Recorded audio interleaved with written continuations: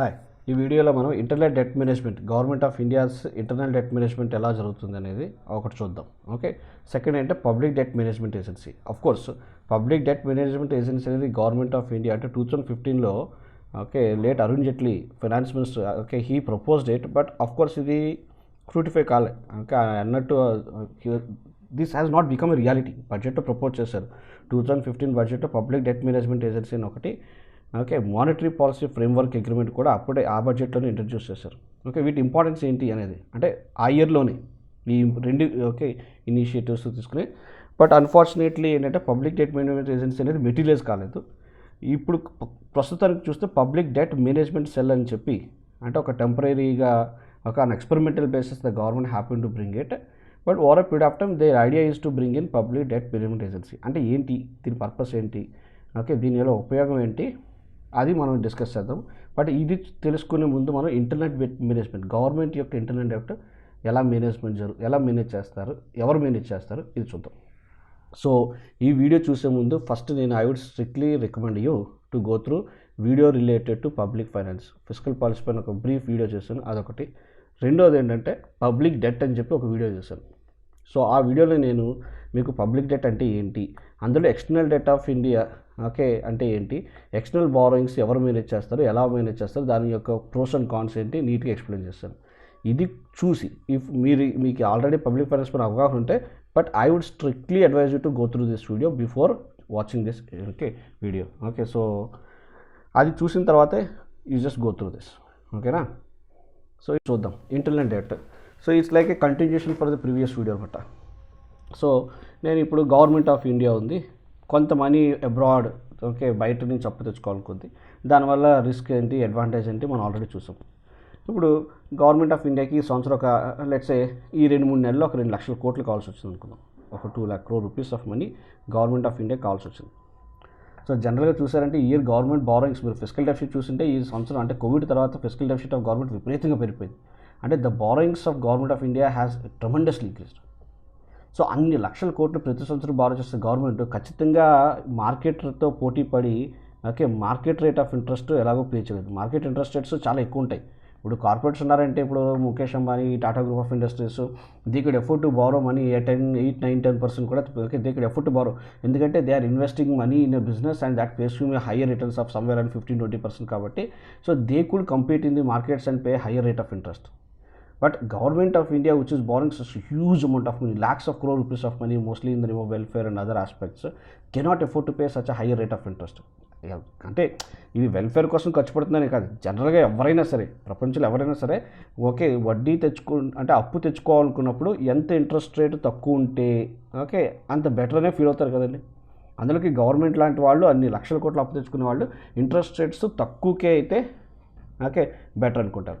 So ఇప్పుడు government of India ఏంటంటే ఒక 2 లక్షల కోట్లు అప్పు తెచ్చుకోవాలనుకుంది, కానీ మార్కెట్తో పోటీపడి ఇంట్రెస్ట్ రేట్ పే చేశారు. లెట్స్ మార్కెట్లో ఇవాళ ప్రస్తుతం మార్కెట్ రేట్ ఆఫ్ ఇంట్రెస్ట్ 8% ఉంది, కానీ గవర్నమెంట్కి ఏమనిపించిందంటే ఇంత రేట్ ఆఫ్ ఇంట్రెస్ట్ నేను ఇన్ని లక్షల కోట్ల పైన పెట్టడం చాలా కష్టం, ఎందుకంటే ఇవాళ నేను డబ్బులు అవసరం అని చెప్పి 8%కి తెచ్చేసాను, కానీ నెక్స్ట్ ఇయర్ నేను చేంజ్ చేయాలి, ఇంట్రెస్ట్స్ దీనిపైన పే చేయాలి, ఇంట్రెస్ట్ పేమెంట్స్ చేస్తుండాలి. ఈ ఇంట్రెస్ట్ పేమెంట్స్ ఏమవుతాయి, నా రెవెన్యూ ఎక్స్పెండిచర్ అయిపోతుంది. ఓకే, నాకు తెలిసి మీకు రెవెన్యూ అంటే అర్థం. Okay, anything that recurs with time period అంటే ఒక టైం తోటి ప్రతి నెల కట్టేది, కానీ లేదా మీరు ప్రతి నెల రిసీవ్ చేసుకుంటే దాన్ని రెవెన్యూ రిసీట్ అంటాం. ఇప్పుడు నేనున్నాను ఓకే మీరు ల్యాండ్ లార్డ్ అనుకోండి, ఓకే మీరు హౌస్ ఓనర్, నేను టెనెంట్ అద్దుకుంటున్నాను, ప్రతి నెల నేను కట్టే రెంట్ నా రెవెన్యూ ఎక్స్పెండిచర్ అవుతుంది, ప్రతి నెల మీరు వసూలు చేసే రెంట్ మీ రెవెన్యూ రిసీట్ అవుతుంది. అంటే anything that recurs with time period అనమాట. ఇప్పుడు గవర్నమెంట్ ఆఫ్ ఇండియా 8% బారో చేస్తుంది అనుకోండి, దీనిపైన వచ్చే సంవత్సరం ఇంట్రెస్ట్ పేమెంట్ చేయాలి కదా, ఆ ఇంట్రెస్ట్ పేమెంట్స్ గవర్నమెంట్కి అవుతుంది, రెవెన్యూ ఎక్స్పెండిచర్ అయిపోతుంది. రెవెన్యూ ఎక్స్పెండిచర్ పెరిగిపోతే అవుతుంది, రెవెన్యూ డెఫిసిట్ పెరిగిపోతుంది. మనకి మీకు ఇంతవరకు అవగాహన ఉండే ఉంటుంది కదా, రెవెన్యూ డెఫిసిట్ అనేది ఏ గవర్నమెంట్కి మంచిది కాదు, ఎందుకంటే recurring expenditure should not be more than revenue deficit. ఐడియల్గా జనరల్గా ఏమైనా చెప్తారు, ఏదన్నా గవర్నమెంట్ రెవెన్యూ సర్ప్లస్ బడ్జెట్ ఉండాలి లేదా రెవెన్యూ న్యూట్రల్ బడ్జెట్ ఉండాలి తప్ప రెవెన్యూ డెఫిసిట్ బడ్జెట్ మంచిది కాదని చెప్తారు, ఎందుకంటే దానివల్ల నాకు ఏం అసెట్స్ క్రియేట్ అవ్వవు, only it's a consumption expenditure. So అందుకని ఇంట్రెస్ట్ పేమెంట్స్ పెరిగిపోతాయి కాబట్టి ఓకే ఈ డెట్ ఆబ్లిగేషన్ గవర్నమెంట్కి పెరిగిపోతుంది కాబట్టి కాస్ట్ ఆఫ్ సర్వీసింగ్ డెట్ అంటే సర్వీసింగ్ డెట్ అంటే మీరు డెట్ని ఎలా సర్వీస్ చేస్తారు, ఓకే సర్వీసింగ్ డెట్ దీనికి ఏం పెద్ద కాంప్లెక్స్ మీనింగ్ ఏం లేదు. సర్వీసింగ్ డెట్ అంటే the process of paying interest on the borrowings due బట్టి, దాన్ని సర్వీసింగ్ డెట్ అంటాం. మీ ఇంట్రెస్ట్ రేట్స్ పెరిగితే your cost of servicing debt increases, దానివల్ల మీ రెవెన్యూ డెఫిసిట్ పెరిగిపోతూ ఉంటుంది. ఓకే, సో అందుకని ఏంటంటే government always wants to borrow at a cheaper rate. So ఇప్పుడు గవర్నమెంట్ ఏం చేస్తుంది, 8% రేట్ ఆఫ్ నేను ఏదైతే పే చేయలేను, గవర్నమెంట్ ఏం చెప్పిందంటే ఆర్బీఐ గవర్నర్ని పిలిచి నాకు 2 లక్షలు అప్పు కావాలి, ఈ 2 లక్షల కోట్లకు తగ్గట్టు నేను గవర్నమెంట్ బాండ్స్ ప్రింట్ చేస్తాను, గవర్నమెంట్ బాండ్స్ అయితే ప్రింట్ చేస్తాను, అంటే 2 లక్షల కోట్లకు తగ్గ బాండ్స్ ప్రింట్ చేస్తాను. ఒక్కొక్క బాండ్కి లెట్స్ ఒక ఫేస్ వాల్యూ ఉంటుంది, 10,000 రూపాయలు బాండ్కి ఫేస్ వాల్యూ ఉంది, ఇంట్రెస్టెడ్ ఒక 10%, ఓకే లెట్స్ ఇక్కడ 6% పే చేస్తాను, మెచ్యూరిటీ పీరియడ్ 10 years ఉంది. ఇలా నేను 2 లక్షల కోట్లకు తగ్గట్టు బాండ్స్ ప్రింట్ చేస్తాను. ప్రింట్ చేసి ఏం చెప్తానంటే ఆర్బీఐ గవర్నర్ని, మీరు ఈ బాండ్స్ మార్కెట్లో సేల్ చేసి, ఈ బాండ్ మార్కెట్లో సేల్ చేసి, sell in the market, okay, and raise money, bonds sale చేయగా వస్తుంది కదా money, raise money and give it to me, okay, give it to me as a loan అనమాట. సో జనరల్గా మీరు అనుకోవచ్చు, ఇప్పుడు గవర్నమెంట్ కదా బారోయింగ్ అంటే గవర్నమెంట్ కదా అప్పు కావాల్సిందని ఆర్బీఐ ఎందుకు అంటే ఇండియాలో ఉన్న ప్రాబ్లం ఇది. జనరల్గా ఏంటంటే మనం యాక్చువల్గా ఇప్పుడు అప్పు ఎవరికి కావాలి, గవర్నమెంట్ ఆఫ్ ఇండియా కావాలి. సో మనం ఆల్రెడీ ప్రీవియస్ వీడియోలో ఎక్స్టర్నల్ డెప్ట్ విషయంలో చూస్తే minister of finance is the one who manages the external debt. But కొన్ని రీజన్స్ వల్ల ఏం చేస్తారంటే గవర్నమెంట్ ఆఫ్ ఇండియా 1948 నుంచి the responsibility of management of internal debt is left to RBI. So ఇండియాలో మనం 1948 నుంచి ఇప్పుడు దాకా ప్రాక్టీస్ చేసేది the internal debt management of government of India is done by RBI. అందుకే నేను ఏం చెప్పానంటే government of India bonds print చేసి ఈ ఆర్బీఐ గవర్నర్కి ఇస్తుందని చెప్పి. ఓకే, సో దీనివల్ల అడ్వాంటేజ్ ఏంటి, డిసడ్వాంటేజ్ అయితే మనం డిస్కస్ చేద్దాం ముందు. సో ఇప్పుడు మీరే ఉన్నారు, మీరు గవర్నర్ ఆఫ్ ఆర్బీఐ అని ఊహించుకోండి. మీకు గవర్నమెంట్ ఆఫ్ ఇండియా ఏం చెప్పింది, నేను కొన్ని బాండ్స్ ఇచ్చాను, వాటి బాండ్ పైన 6% రేట్ ఆఫ్ ఇంట్రెస్టే పే చేస్తాను, ఇది గవర్నమెంట్ బాండ్ యొక్క interest, government of India bond యొక్క ఇంట్రెస్ట్ అంతా 6%. కానీ మార్కెట్ రేట్ ఆఫ్ ఇంట్రెస్ట్ అంతా ఎంఆర్ఐ అంటే మార్కెట్ రేట్ ఆఫ్ ఇంట్రెస్ట్ అని చెప్పి. ఓకే, సో జనరల్గా అంటే నేను షార్ట్ ఫామ్లో రాస్తాను అంతే. Okay, market rate of interest let's ఒక 8% ఉంది. ఇప్పుడు చెప్పండి, ఓకే, మీరే కనుక మార్కెట్లో ఒక government bond 6% rate of interest వస్తుంది, మార్కెట్లో అంటే ఏ టాటా వాళ్ళు రతన్ ఓకే మిగతా వాళ్ళు 8%కి ఓకే బాండ్ సేల్ చేస్తారు, మీరు ఏ బాండ్ కొంటారు? ఆబ్వియస్లీ ఎవరైతే ఇంట్రెస్ట్ ఎక్కువ పే చేస్తున్నారో వాళ్ళ బాండే కొంటారు. మరి అలాంటప్పుడు గవర్నమెంట్ ఓకే ఆర్బీఐ ఏం చేస్తుంది, గవర్నమెంట్ బాండ్ సేల్ చేయడం ఆర్బీఐకి చాలా కష్టమైపోతుంది కదా, ఎందుకంటే అందరూ 8% రేట్ ఎక్కువ ఇంట్రెస్ట్ వచ్చే బాండే కొంటారు తప్ప ఈ 6% బాండ్ ఎవడు కొండు. So now if RBI want to be efficient in managing government debt. Efficient managing government debt అంటే గవర్నమెంట్కి తక్కువ వడ్డీకే తను రుణం తేగలిగితే then we say the RBI is very efficient అనమాట. అంటే ఇప్పుడు ఎంత కావాలి, 6%కే కావాలి. ఇప్పుడు చెప్పండి, ఒక్క సెకండ్ ఆలోచించండి, ఏం చేయగలుగుతారు మీరు? సింపుల్, ఆర్బీఐ ఏం చేస్తుందంటే 8% మార్కెట్లో ఉంది కానీ నా దగ్గర ఉన్న బాండ్ 6% పే చేస్తుంది. అలాంటప్పుడు సింపుల్గా ఆర్బీఐ చేసే టెక్నిక్ ఏంటంటే ఈ 8%ని ఓకే మార్కెట్ రేట్ ఆఫ్ ఇంట్రెస్ట్ని 6% వచ్చేటట్టు చేసేస్తుంది. ఎలా అనుకుంటున్నారా? సింపుల్, ఏముంది, easy money policy. RBI goes for a easy money policy. అంటే మీకు తెలుసు కదా, can RBI influence the market rate of interest? అవును, ఆర్బీఐ చేసేదే కదా. మానిటరీ పాలసీ అంటే ఏంటి? Okay, the policy that deals with altering interest rates to influence the supply of money and credit supply. So RBI తలుచుకుంటే okay 8%, నేను of course ఇది రియాలిటీలో ఎగ్జాక్ట్గా జరుగుతుంది కానీ I'm just trying to over simplify, but morals ఇది ఓకే జరిగే పదే మొత్తం ఇది. అంటే నేను 8 to 6% అంటే ఇదే నెంబర్స్ ఉంటాయని కూడా మీరు you don't take it granted. సింపుల్గా ఏం చెప్తున్నా అంటే నా చేతుల్లో బాండ్, అది government bond, it's not as attractive as market rate of interest. అట్లాంటప్పుడు ఓకే ఆర్బీఐ ఏం చేస్తుందంటే దానికి ఉన్న ఎబిలిటీ ఏంటి, it could influence the supply of money. By influencing supply of money the RBI could really bring down the market rate of interest by going for easy money policy.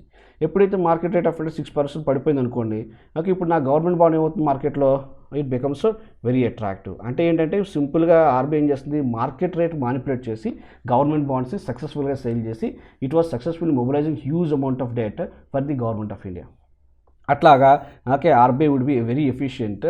So that is how RBI by reducing interest rates okay ensures the government of India debt would be raised at a cheaper rates అన్నమాట. cheaper rates అర్థమైందా? So అందుకే మీకు ఇప్పటికే అర్థం ఉంటుంది government of India ఆర్బీఐకి ఎందుకు వదిలేసింది ఈ చాయిస్ అంటే, ఇప్పుడు లెట్స్ సే మీకు జనరల్గా మినిస్టర్ ఆఫ్ ఫైనాన్స్ ఒకవేళ నిర్మలా సీతారామన్ గారు మార్కెట్ తీసుకొచ్చారు ఆ బాండ్స్, ఆర్బీఐ కాకుండా నిర్మలా సీతారామన్ గారే ఓకే ఆ బాండ్స్ మార్కెట్ తీసుకొచ్చారు అంటే లెట్స్ సే వాళ్ళ డిపార్ట్మెంట్ అంటే minister of finance okay market తీసుకొచ్చారు బాండ్స్, వాళ్ళు ఏమంటారు 6% మేము పే చేస్తూ ఉంటున్నారు, కానీ మార్కెట్లో ఆల్రెడీ 8% రేట్ ఆఫ్ ఇంట్రెస్ట్ నడుస్తుంది. అప్పుడు ఏమవుతుంది 6% రేట్ ఆఫ్ ఇంట్రెస్ట్ అంటే ఎవరు కొనరు, ఆర్బీఐ లాగా వాళ్ళేమో మనీ సప్లై ఆల్టర్ చేసే వాళ్ళకి అవకాశం లేదు. సో ఖచ్చితంగా okay if the government itself directly comes to market and sell bonds they would not be successful in selling bonds. ఎందుకంటే వీళ్ళు ఆర్బీఐ లాగా ఇంట్రెస్ట్ రేట్ మ్యానిపులేట్ చేయలేరు. అందుకని గవర్నమెంట్ డైరెక్ట్గా మార్కెట్లోకి 6% బాండ్స్ అంటే లో రేట్ ఆఫ్ ఇంట్రెస్ట్తో బాండ్స్ ఇస్తే ఖచ్చితంగా గవర్నమెంట్కి తెలుసు ఎవ్వరూ మన బాండ్స్ కొనరు. సో అందుకని ఏం చేస్తారంటే they are firing okay from the shoulders of RBI, అంటే ఆర్బీఐ భుజం మీద పెట్టి okay so they are trying to achieve the objective. ఎలా RBI now okay has such a great potential to alter the supply of money. So కావాలంటే ఈ RBI వాళ్ళు interest rates వీలైతే అవసరమైతే మార్కెట్ రేట్ ఆఫ్ ఇంట్రెస్ట్ తగ్గించైనా సరే మన bond attractive చేసేంత ఓకే అవకాశం ఉంది కాబట్టి వీళ్ళకి the government of India takes the root of RBI. So దానివల్ల గవర్నమెంట్ యొక్క ఆబ్జెక్టివ్ ఈజీగా అచీవ్ అవుతుంది, అంటే ఎంత కావాలన్నా సరే నేను అప్పు తెచ్చుకోవచ్చు, చాలా తక్కువ ఓకే వడ్డీ రేట్కి నేను అప్పు తెచ్చుకోవచ్చు. దాన్ని విచ్చలవిడిగా ఓకే పప్పు బెల్లాలు పంచిపెట్టడానికి పాపులిస్టిక్ ప్రాక్టీసెస్ కంటే మంచిగా జనాల మధ్య పాపులర్ అవడానికి ఖర్చు పెట్టుకోవచ్చు అని చెప్పి గవర్నమెంట్కి చాలా హ్యాపీ ఉంటుంది. బట్ దీనివల్ల ప్రాబ్లం ఏంటి? ప్రాబ్లం అంటే ఏం లేదు, మీరు ఆల్రెడీ చూస్తే ఆర్బీఐ ఇండియాలో is responsible in containing inflation. మన ఇండియాలోనే కాదు, మీకు ఇన్ఫ్లేషన్ టాపిక్ చెప్పినప్పుడు లేదా మానిటరీ పాలసీ ఎక్స్ప్లెయిన్ చేసినప్పుడు నేను ఆల్రెడీ చెప్పుంటాను. జనరల్గా ఇన్ఫ్లేషన్ అనేది అంటే phenomena of rise in price. ఎందుకు? డిమాండ్ పెరిగినప్పుడు. సో ఈ డిమాండ్ని ఎలా అరికట్టచ్చు? మానిటరీ పాలసీ ద్వారా అరికట్టచ్చు, అంటే మనీ సప్లైని తగ్గించి అరికట్టచ్చు, ఇంట్రెస్ట్ రేట్స్ని పెంచి అరికట్టచ్చు, లేదా గవర్నమెంట్ యొక్క స్పెండింగ్ తగ్గించి ట్యాక్స్ రేట్స్ పెంచి కూడా డిమాండ్ని అరికట్టచ్చు. కానీ మనం ఆ వీడియోలో చూసాం కదా, government would never dare to do because it is unpopulistic. So జనరల్గా చెప్పాలంటే మోస్ట్ ఆఫ్ ద డెమోక్రసీస్లో the responsibility to keep the prices under control with RBI.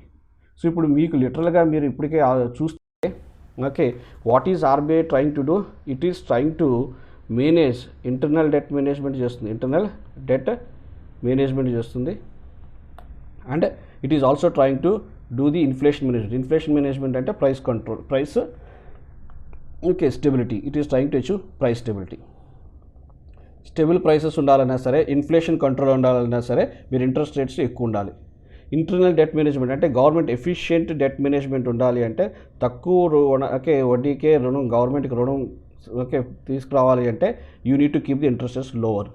And whenever you are trying to reduce interest rates, you are creating, or you yourself is the reason which is resulting, I mean your actions resulting in inflation.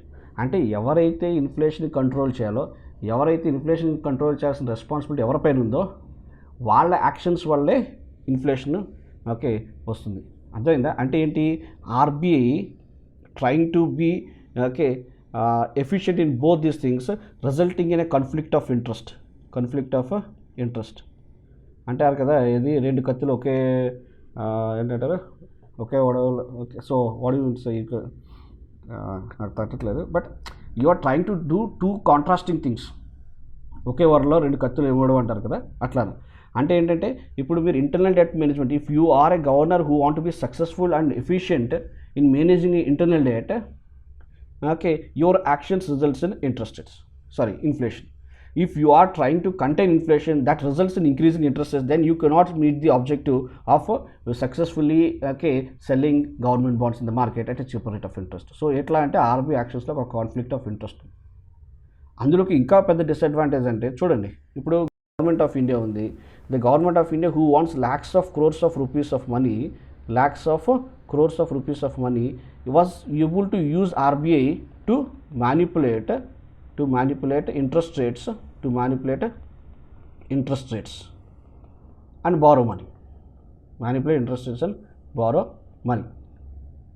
So ఇప్పుడు government of India ఆర్బీఐని ఉపయోగించుకొని RBI ద్వారా లక్షల కోట్లు వీళ్ళే మార్కెట్లోంచి, అంటే ఇండియాలో ఉన్న ఒకే money అంతా వీళ్ళే అప్పుగా తీసేసుకుంటే, మరి ఒక టాటా లాంటి వాళ్ళు కానీ వీళ్ళందరూ టాటా కానీ ఇన్ఫోసిస్ కానీ వీళ్ళందరూ కూడా పాపం ఏంటి వీళ్ళు బిజినెస్ ఎక్స్పాండ్ చేసుకోవాలన్నా సరే ఓకే వీళ్ళకి కూడా మనీ కావాలి కదండి. వీళ్ళు కూడా కార్పొరేట్ బాండ్స్ అమ్మి వీళ్ళు కూడా మనీ రేజ్ చేయాలనుకుంటారు.